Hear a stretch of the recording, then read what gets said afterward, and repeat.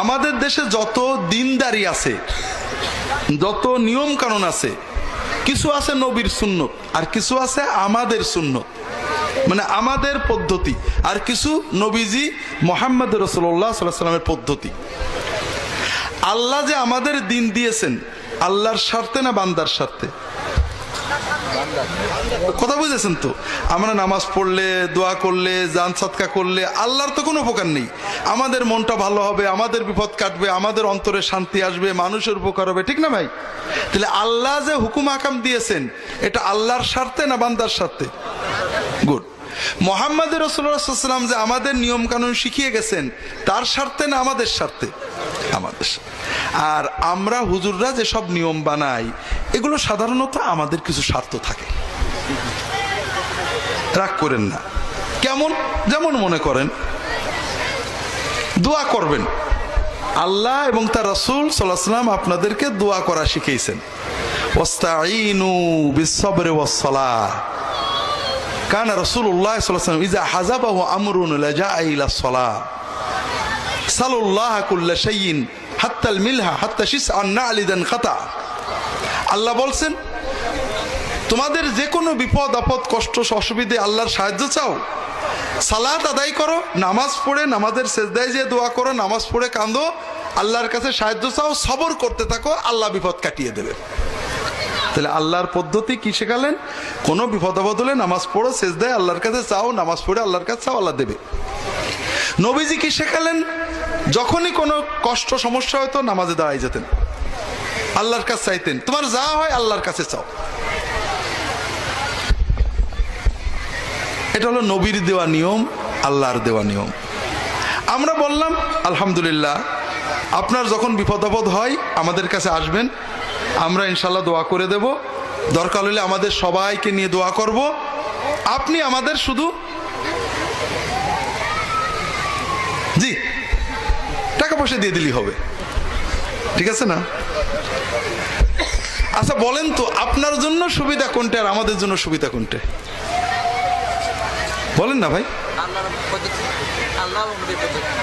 যখন আপনি ঘরে বসে কানবেন আপনার জন্য সহজ, টাকা লাগলো না, পয়সা লাগলো না, জামা কাপড় পরা লাগলো না, বাইরে যাওয়া লাগলো না, সহজ পদ্ধতি, ঠিক না?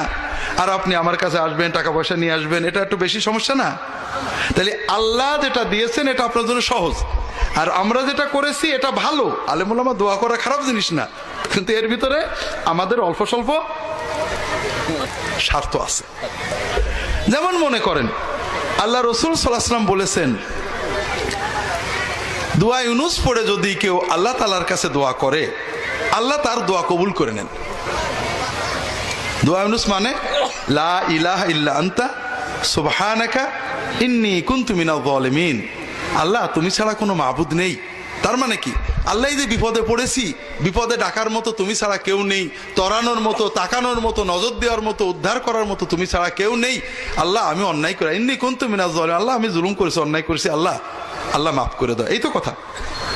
লা ইলাহা ইল্লা আনতা দোয়া ইউনুসের কত অর্থ হলো যে আল্লাহ আমার অন্যায়ের কারণে বিপদ আসছে, ঠিক না?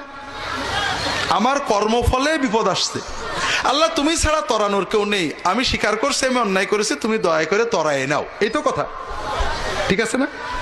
তার মানে বিপদ আসে আমাদের বদামলের কারণে, এই তো কথা ভাই। বিপদ আসলে যখন বান্দা আল্লাহর কাছে বললে আল্লাহ তুমি ছাড়া ডাকার কেউ নেই, আমি অন্যায় করে স্বীকার করি, তুমি মাফ করে দাও, তখন আল্লাহ বিপদ কাটিয়ে দেন। এই তো কথা। হাদিসে নবীজি বললেন তুমি বেশি বেশি দোয়া ইউনুস পড়বা আর আল্লাহর কাছে কানবা। আপনি ঘরে বসে দোয়া ইউনুস পড়া, আল্লাহর কাছে আল্লাহ মাফ করে, আল্লাহ মাফ করে দাও, আল্লাহ আল্লাহ বিপদ কাটাই নাও। আমরা কি বললাম যে না খতম লাগবে। কি লাগবে? খতম মানে? খতম মানে কি? দোয়া ইউনুস খতম। খতম মানে কত? 1 লক্ষ। একটু বাড়াই 1.25 লক্ষ। আমি যখনই বললাম খতম আপনি তখনই খতম, কারণ আপনি তো জানেন 1.25 লক্ষ আপনি একা পড়তে পারবেন না। ব্যবস্থাটার ভিতরে আপনার কিছুটা বাধ্যতামূলক আমাদের কাছে আসতেই হবে। খতম কিন্তু কোনো হাদিসে নেই, কখনো নবী সাল্লাল্লাহু বলেননি। আল্লাহর কাছে আপনি যতটুক পারবেন পড়ে পড়ে কানবেন, কিন্তু খতম হওয়ার কারণে আপনি আপাতত খতম, কারণ আপনি জানেন যে একা পারবেন না, বাধ্য হয়ে আমাদেরকে আসতে হবে। এখন অনেক জায়গায়, আমি জানি না আপনাদের চুয়াডাঙ্গায় কি নিয়ম, অনেক জায়গায় নিয়ম আছে 40 জন আলেম আসবে, এসে দোয়া ইউনুস পড়বে। কি বলবে? লা ইলাহা ইল্লাল্লাহ সুবহানাকা কুনতু লা ইলাহা ইল্লাল্লাহ সুবহানাকা কুনতু মিনাজ জালিমিন, ঠিক না? তার মানে 40 জন আলেম একভাবে বলে যাবে আল্লাহ আমি জালেম, আল্লাহ আমি জালেম।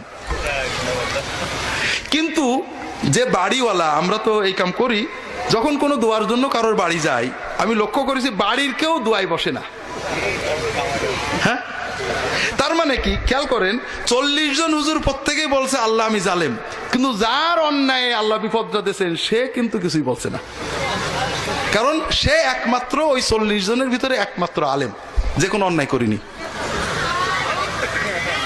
এই সিস্টেমটা ভালো হলো না। এই সিস্টেমে আমরা কিছু টাকা পাই, হয়তো কিছু দোয়া পড়ি, কিন্তু আসলে জিনিসটা আপনার জন্য ভালো হলো না। আপনি যে অন্তর দিয়ে কানবেন, আপনি কানলে কি হতো? 1 নম্বর আপনার বিপদ কেটে যেত। 2 নম্বর, আল্লাহ বিপদ দেন তো আল্লাহ কিছু পাওয়ার জন্য না, আপনার জন্য। বান্দা যখন বিপদে আপদে আল্লাহর কাছে কান্দে, বাপের অসুখ, মায়ের অসুখ, ছেলের অসুখ, খালি কান্দে, সেজে যে কান্দে। খুব ভালো করে বুঝুন, দুনিয়ার শান্তে, ব্যবসার জন্য, ছেলের জন্য, মেয়ের জন্য আল্লাহর কাছে কানতে কানতে আপনি আল্লাহর ওলি হয়ে যাবেন।